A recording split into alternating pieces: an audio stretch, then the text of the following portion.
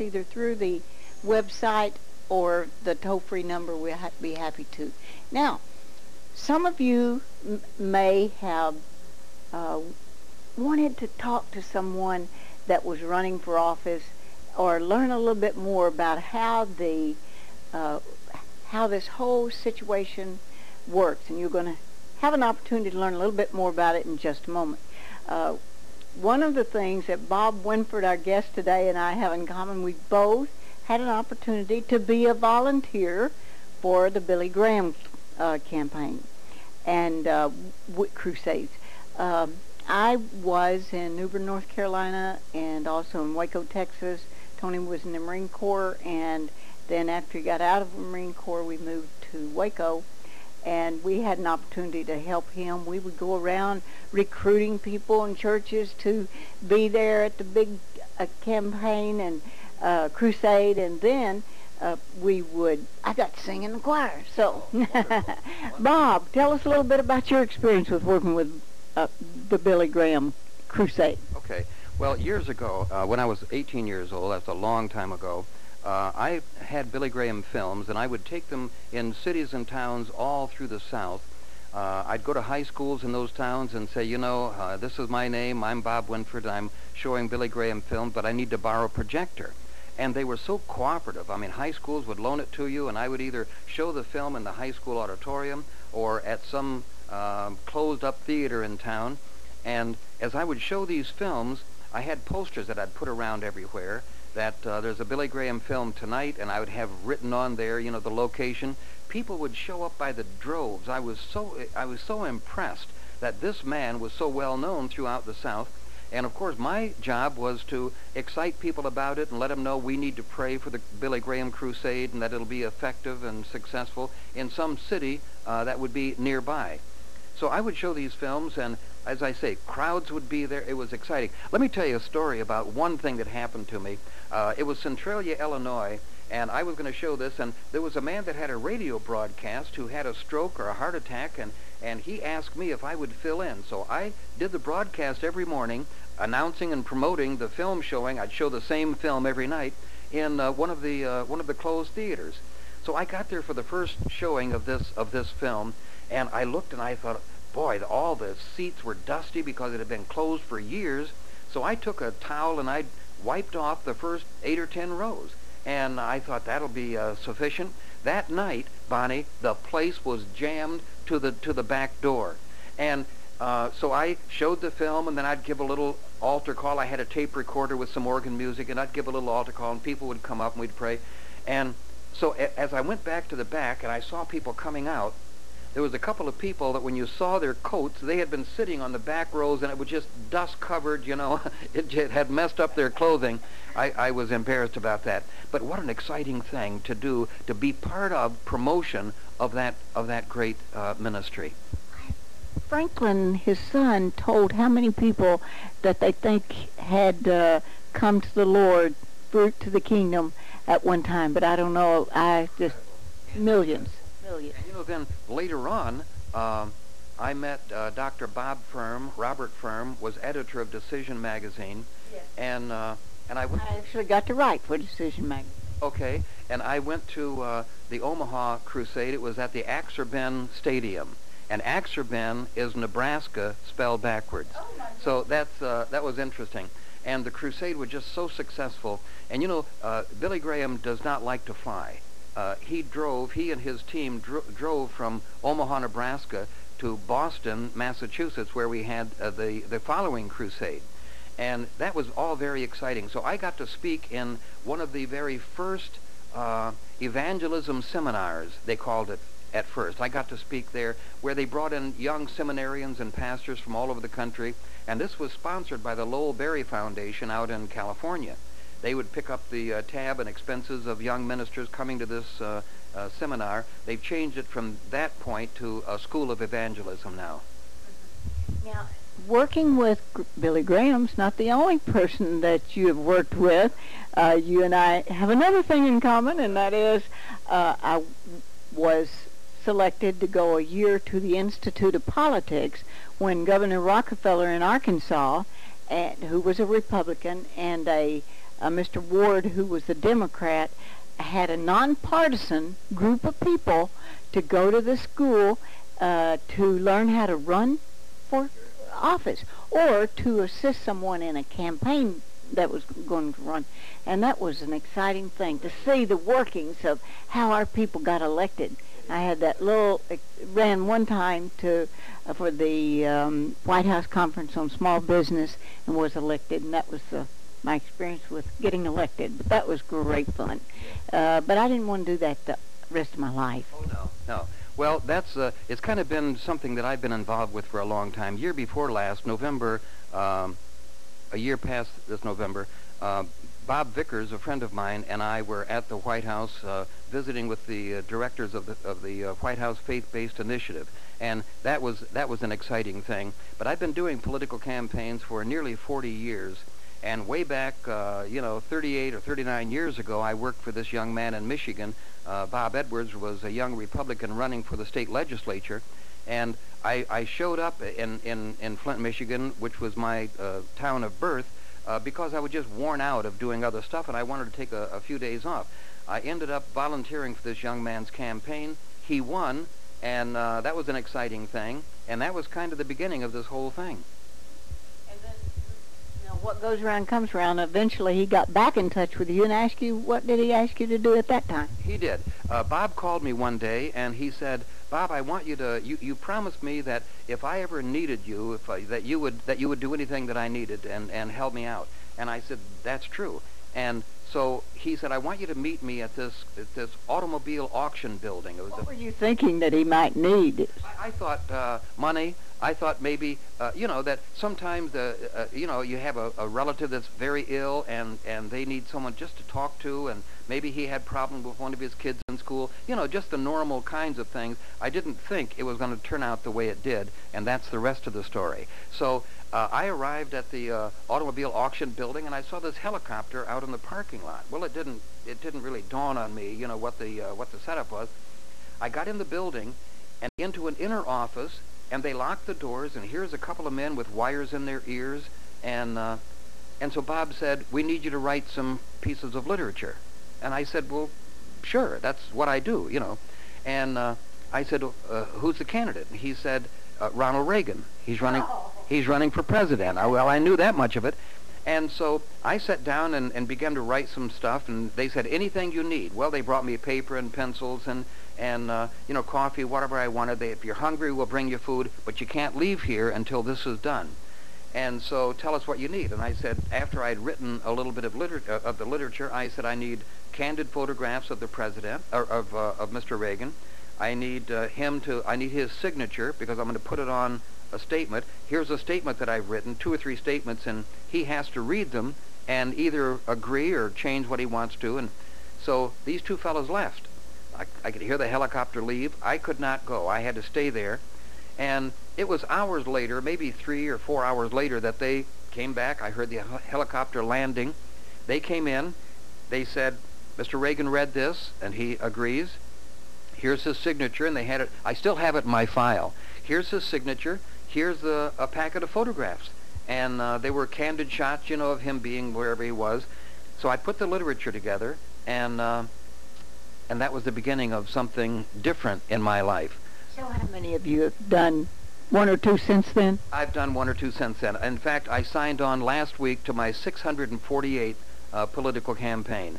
So I've done a lot of these. I've written thousands of flyers, radio and television commercials, newspaper ads, tabloids, all of this. For the person running for campaign? Yes, but for an office? I only work with men and women of faith.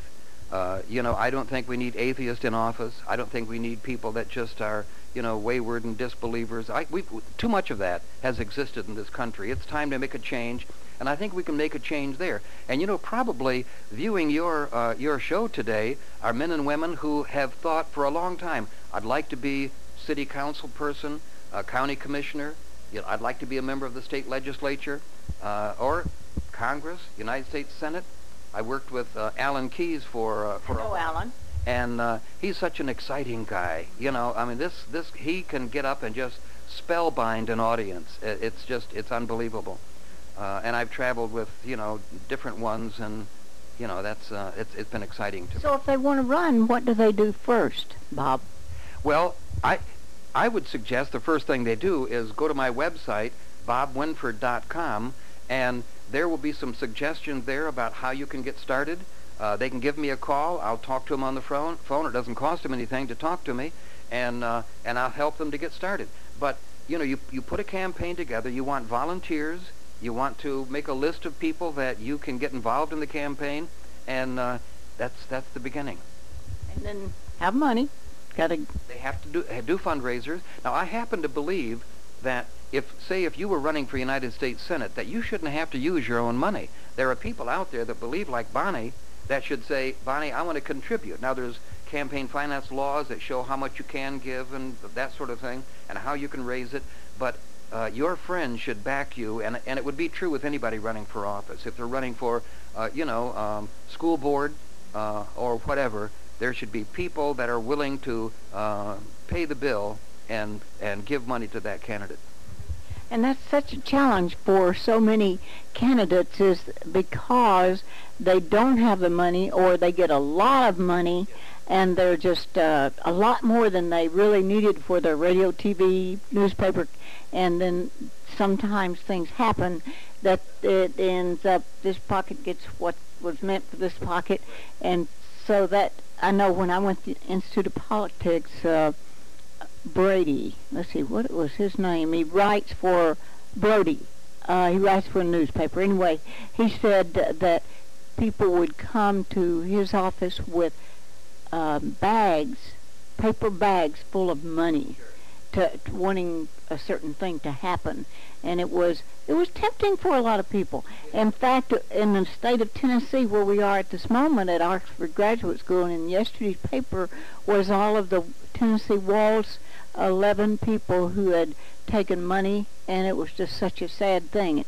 Ron was in the paper telling about some of those things, and I'm glad that there's a school like Oxford Graduate School, and there's a person like Bob who is interested in faith-based elected officials.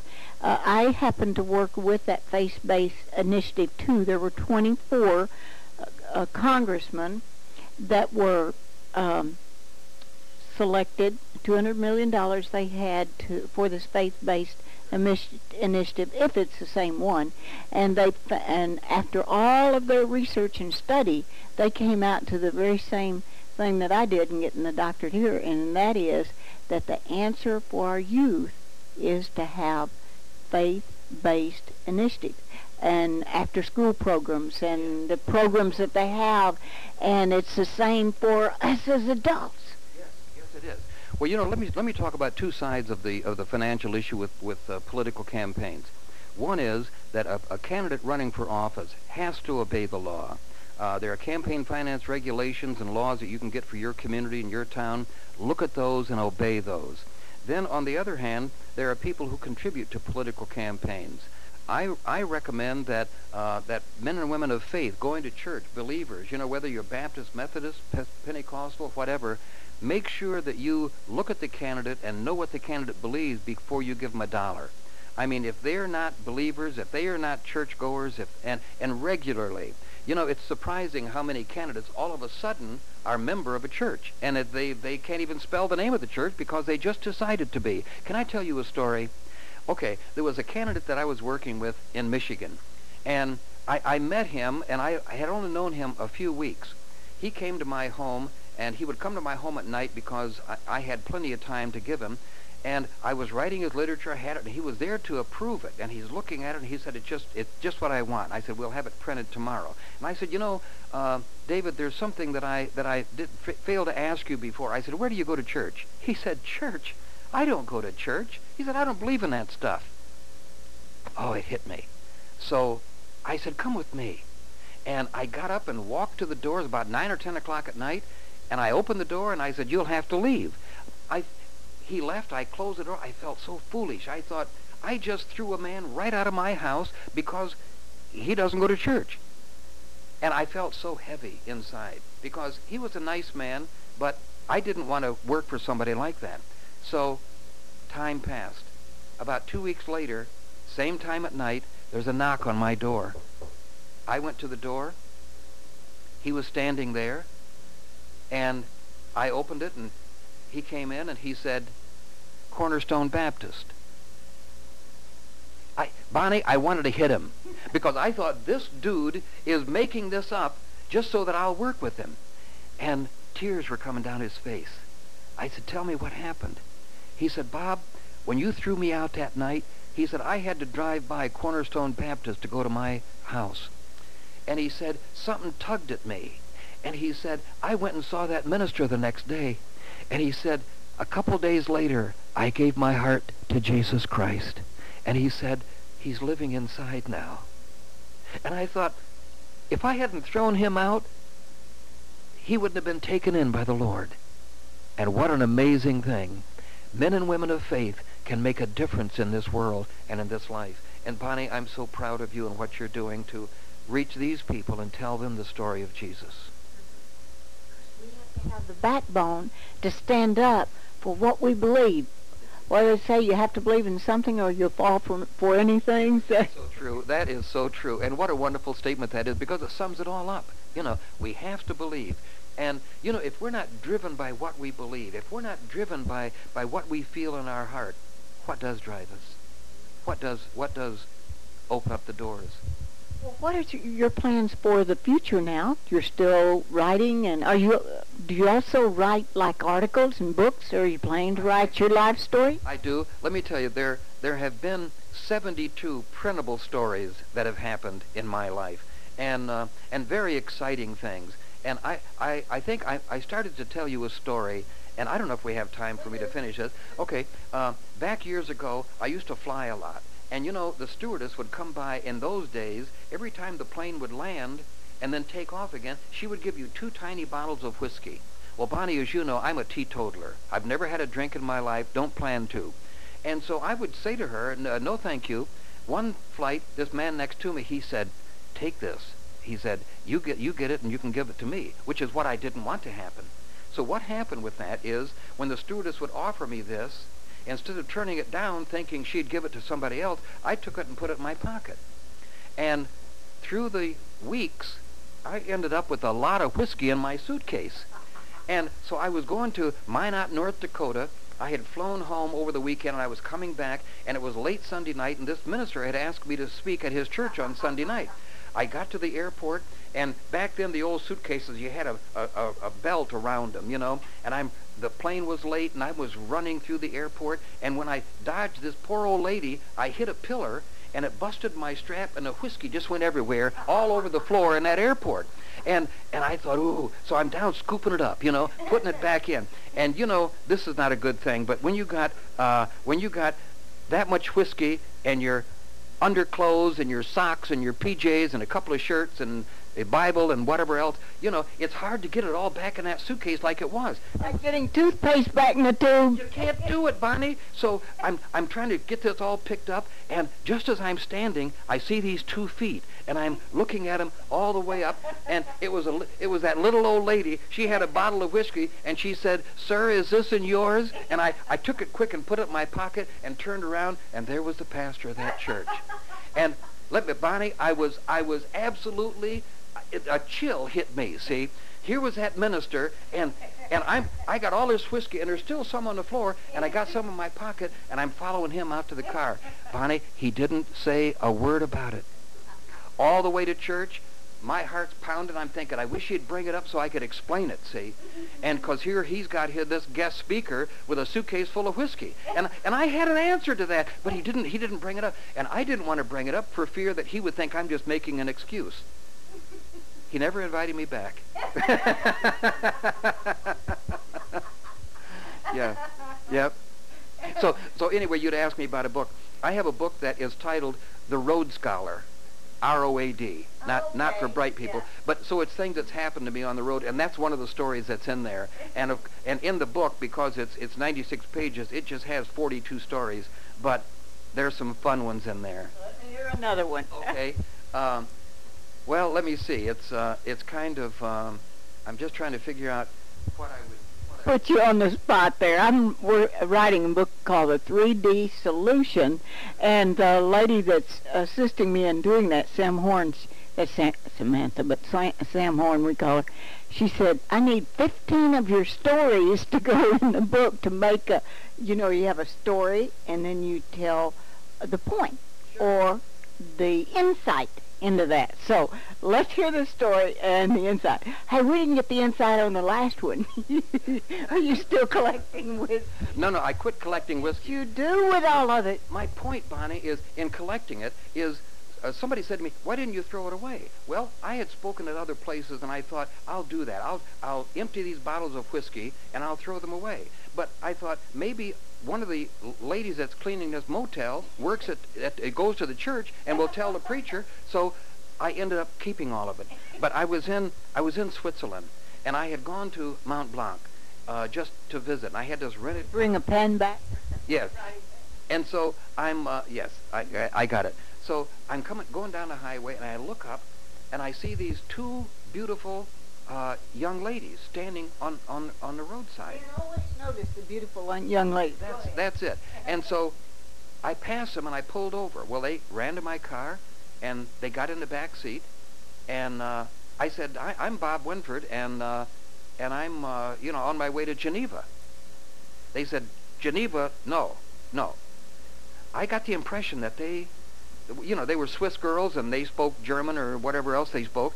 And so we're driving along, and they tapped me on the shoulder and pointed, turn this way. So I turned, and they took me like a snake all through the countryside and finally in this little town. And all this time I'd been trying to talk to them, nothing. And they would laugh or just, and chatter among themselves and just laugh. So when we got to where I was supposed to take them, and they started to get out, I said, well, it was nice, and they said, yes, it was. Said, we're two exchange students, we're from Nebraska. And these girls had put me on that whole time, and, there are strange things like that happen. So you got taken in. The big Bob Winford got taken in. So did they teach you how to get to Geneva, Switzerland? They didn't want to go to Geneva. They wanted to go to some little hick town in Switzerland, and that's where I took them. But I was in a northern state working in this campaign, and to save money, I would get like a tourist home thing. And I was living with this family. I was in the basement, stayed in the basement of this house. And this was a Christian family, and I thought that's exciting because I felt, some connection to them. I came home late one night, and I tiptoed up the steps, didn't turn on any lights. I went into the bathroom, and as I'm standing there, suddenly I heard like the voice of God speaking. Scared me, Bonnie, to death. It was like chills came over me. And what it was is the man of the house listened to the Bible on tape every night, and he had a speaker in the bathroom, and this was like, behold my son, and that does something to you, especially when, and so I had to wash my clothes the next day. It sounds like you will have a great book when it comes out. But our objective today is to encourage people to vote for, to run for. First of all, we want to ask you to run for office. If you are a Christian, run for office. They asked my husband to run for Congress in Texas, but we didn't stay long enough. Now, we had a friend who was Congress in Texas and also New Mexico. What was his name, Tony? Early Vinings and Ed Foreman, and he said that he retired from illness and fatigue. They were sick and tired of him. So it must be difficult for people to get voted out of office, or not re-voted into office. And you think, what did I do wrong? What did I do wrong? But if there are scoundrels there, vote them out. Yeah. Vote them out. Vote in somebody, that's dedicated to the Lord. Yeah. And so you want to say, so your twofold objective is, number one, get people to run for office. That's true. And secondly, to vote for Christians. Yes, vote for people, men and women of faith in your community, whether it's school board or what it may be. And you almost said something else. Did you almost say something else before I so rudely interrupted? Been known to do that. My husband's very quiet, engineer type, Marine Corps, German, and he said, people say to him, Tony, why don't you talk more? And he says, I hate to interrupt. There you go. Well, let me tell you, Bonnie, you have a very good program here, and I'm so excited about just being with you and knowing you and Tony, being able to associate with you. There's a lot of other stories that we'll tell someday. I did the mayor's race in Los Angeles 5 years ago. I went to Arnold Schwarzenegger's inaugural. I was invited out there for some things that I had done for them. And there's good people. They're good people. I'm impressed. I am. And I hope you are too. But more than anything, we want you to vote for believers, for faith-based people. Find out what they believe in, and then you go vote for them. I'm Bonnie Libhart along with Bob Winford, and bless your heart for watching. And don't forget to call us on the toll-free number 877-823-6886. God bless you. See you next time.